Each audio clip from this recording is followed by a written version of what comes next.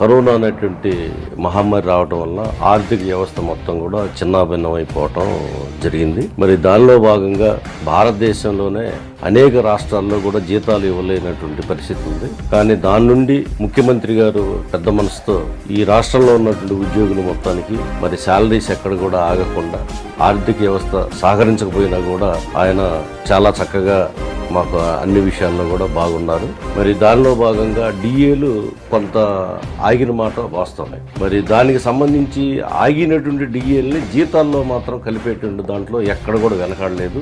మరి జీతాలు ఎక్కడ కూడా ఇబ్బంది లేకుండా ప్రతి నెల జీతాలు వచ్చేటువంటి విధంగా ముఖ్యమంత్రి గారు చూడటం జరిగింది. కాంట్రాక్ట్ ఎంప్లాయీస్ ని రెగ్యులరైజ్ చేస్తామని ఏవైతే ఆయన చెప్పాడో దాన్ని అమలుపరిచాడు. మా ఎంప్లాయీస్ మొత్తం కూడా ముఖ్యమంత్రి గారికి అండగా ఉంటారు, ఆయనకి భరోసా ఇస్తారని కూడా నేను తెలియజేస్తున్నాను.